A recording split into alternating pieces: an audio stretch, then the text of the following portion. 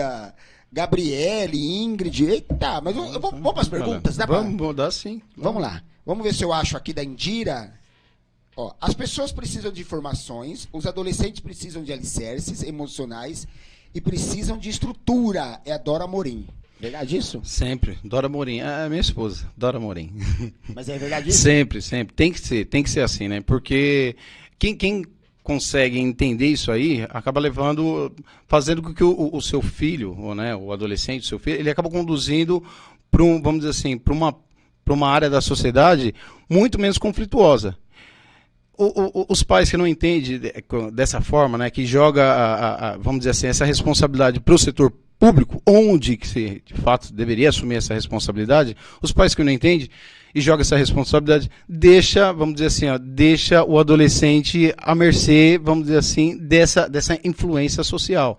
Então, assim, a mercê da sociedade. Então, o pai que identifica isso, o pai que ele ampara o filho, ele acaba conduzindo. Opa, peraí, ó. Porque o pai percebe, né? Aquelas três questões que a gente falou. O pai percebe, ele sabe que o filho ele é imaturo, ele sabe que o filho ele é inconsequente, ele sabe que o filho ele vai agir por emoções, ele sabe que o filho tem esse excesso de impulsividade. E quando esses conceitos apontar para uma determinada tipo de problema, os pais que estão atentos, os pais que eles, peraí, não, preciso conduzir o meu filho para um psicólogo, preciso conduzir o meu filho para um psicopedagogo, está apresentando dificuldade de aprendizagem, está apresentando dificuldade emocional, problemas comportamentais. Então, os pais, eles vão conduzindo.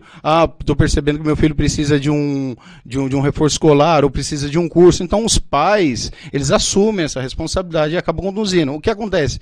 Não é todo pai, e não é nem porque o pai não queira fazer isso. O pai quer, mas não é todo pai que tem condições. E por isso que eu falo, aí vem o poder público e ele não oferece isso. Quando eu tinha montado o Instituto, né, que foi na ideia de poder orientar os jovens, principalmente quanto a esses conceitos, né, conceitos psicológicos, e ter essa, como que eu poderia dizer, esse tipo de informação, esse tipo de orientação no qual ele precisa, de uma certa forma, ser conduzido, orientado, para que ele não venha cair nessas armadilhas da sociedade. Quando você procura o poder público, para você ter ideia, foi um trabalho muito árduo, cara, né? Eu contei com a colaboração de uma galera muito bacana, Renatinha, Adiel, Poliana, Elaine, que me ajudaram vamos dizer assim, a construir esse sonho, mas era um trabalho muito árduo. Por quê? Porque sozinho, cara, sozinho a gente não conseguia muita coisa. Como diz meu amigo Roberto Rabelo, sozinho você não é nada, nem cor. Então, e aí... E quando eu entendi a dimensão disso, cara, de verdade, eu me senti assim, uma gota dentro de oceano.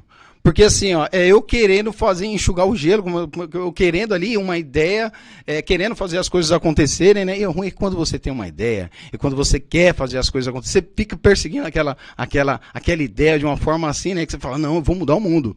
E aí quando você entende que, peraí, que nessa história... Você precisa de muito mais. E aí, quando eu fui procurar ali o poder público ali, que estava ao meu alcance, pelo menos, eu não vou dizer que é absurdo assim, mas é muito relapso o modo que o poder público enxerga essas coisas. Porque eu falei assim, poxa, tem a gente é um centro de educação e a gente conta com psicólogo, psicopedagogo e tal, para trabalhar as dificuldades de aprendizagem dos jovens. Né? E eu ia nas escolas, ministrava palestras e tal, e falava dessa dificuldade, dessa importância de se ter assim, um psicólogo e ter esse tipo de acompanhamento psicológico, pedagogo, social, por parte dos alunos.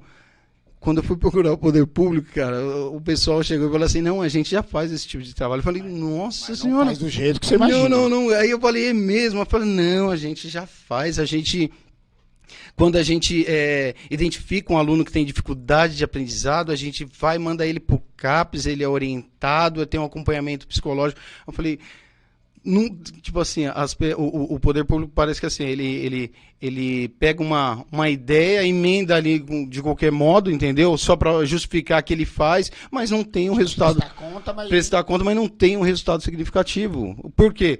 Porque você vê que os resultados continuam o mesmo. Você vê que os adolescentes, os alunos, eles continuam com o mesmo grau de dificuldade. Eu tenho acesso assim, né, à área educacional.